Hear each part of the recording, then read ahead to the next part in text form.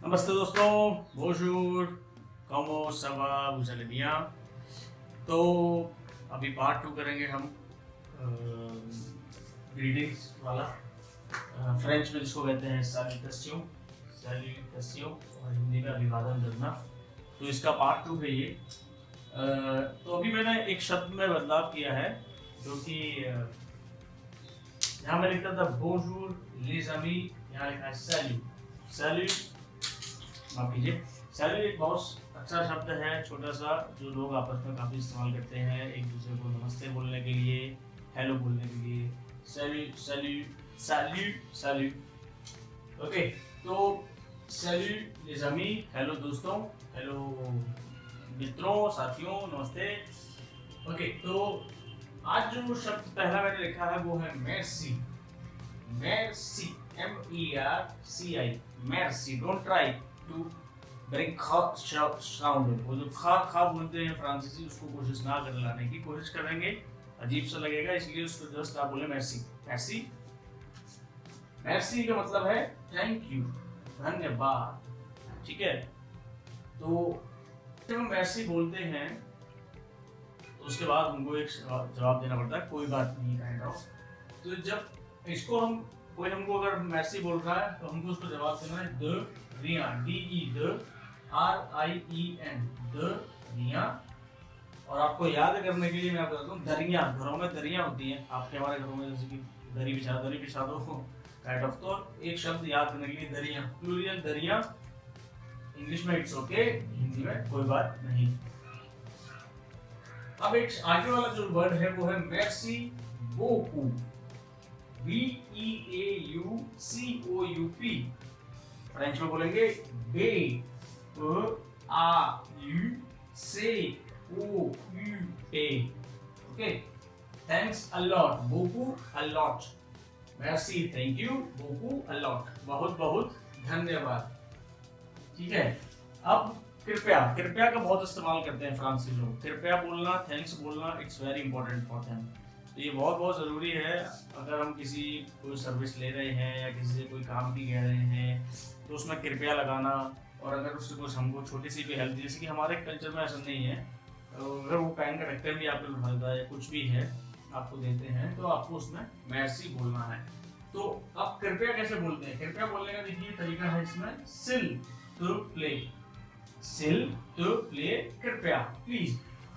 ठीक है, और सिल वू प्ले, सिल वू प्ले, कृपया। अब इसमें अंतर क्या है? दोनों में जो अंतर है वो ये है, सिल टू प्ले हम अपने दोस्त को, भाई को, बहन को, फादर को, मदर को, ये फॉर्मल नहीं, ये इनफॉर्मल है। मतलब इसका आप इसको बोल सकते हैं ऐसे लोगों जिसको आप बहुत करीबी से जानते हैं और जो आपके दोस्त या दोस्तों वैसी कैटेगरी में आते हैं।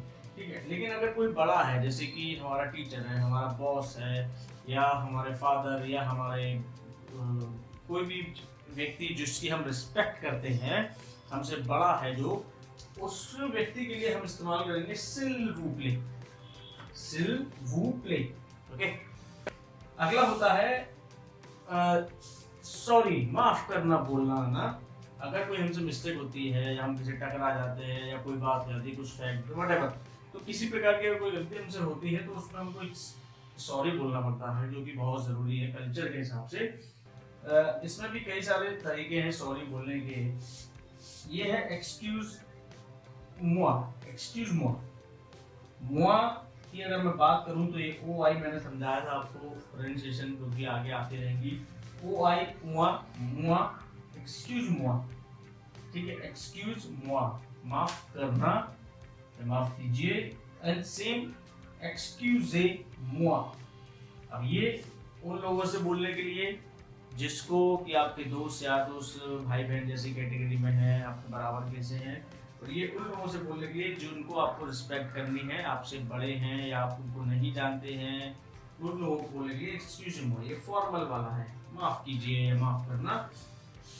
दूसरा एक और तरीका इसको बोलने का है, वो है पार्डोन मुआ। आपने इंग्लिश में भी सुना होगा शब्द पार्डन, पार्डन लोग, पार्डन, तो बहुत कम यूज होता है लेकिन होता है। पार्डोन मुआ बहुत कम सुनने को मिलता है। पार्डोन मुआ, तो पार्डोन मुआ एंड पार्डोने मुआ।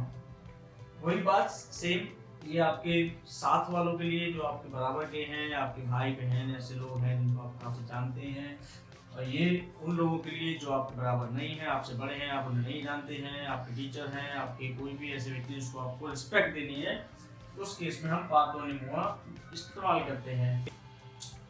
देजोले एक बहुत छोटा सा शब्द है जिसके आप सॉरी बोल सकते हैं जिसके जरिए से, तो ये भी एक तरीका था। 3 तरीके मैंने आपको सॉरी बोलने के बताए, इसमें कि सबसे अच्छा तरीका ये सिंपल है, ठीक है। इसके बाद हम बात करेंगे एक शब्द पे आते हैं जो आप पहले से ही जानते हैं, जो कि है BONJOUR, बोनजूर, नमस्ते। बोनजूर हेयर जो आप यहाँ पर देख सकते हैं MADAME, अब मैं इसको फ्रेंच में बोलूंगा MADAME, तो फिर बोनजूर मदाम, ये उस केस में है, ये औरतों के लिए इस्तेमाल होता है ज़्यादातर।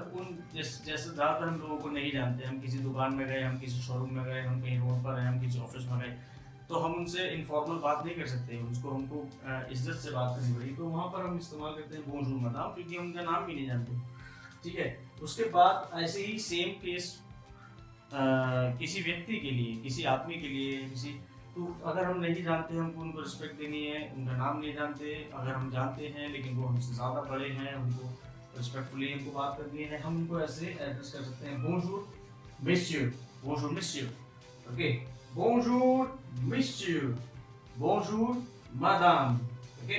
एंड हियर यू हैव मैडमोइसेल, मैडमोइसेल, लड़कियां बैठती हैं, महिला हैं वहाँ पर, या किसी भी शॉप में, या किसी भी शोरूम में, या कहीं पर भी, कोई भी, तो वहाँ पर हम उसको एड्रेस करेंगे। अगर कोई यंग लेडी है, एड्रेस करेंगे बोनजूर मैडमोइसेल के नाम से, थे उससे, या हमको उनका नाम आए, अगर हमको उनका नाम आता है वेल एंड गुड है, बोनजूर पियर, बोनजूर मिस्टर, पियर मैं हूँ, मिस्टर मान लीजिए मेरे टीचर हैं, वो सॉरी यस मिस्टर, मेरे टीचर मेरे सामने हैं, suppose I give you an example, मेरे टीचर मेरे सामने हैं, मैं उनके सामने हूँ, और मुझे उनको नमस्ते बोलना है, तो मैं बोलूँगा बोनजूर मिस्टर, बोनजूर मिस्टर, और वो मुझे कहेंगे बोनजूर अनुज, वो मेरा नाम लेंगे, ओके।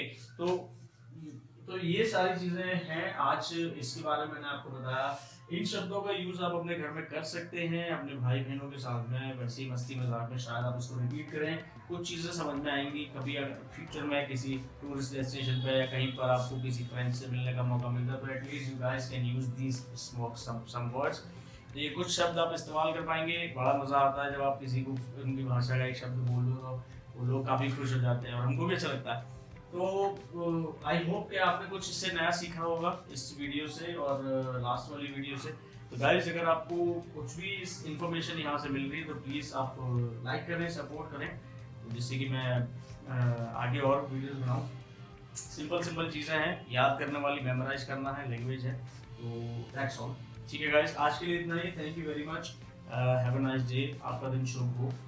बोन जूर्ने, फ्रेंच में कहते हैं बोन जूर्ने, au revoir, बाय बाय।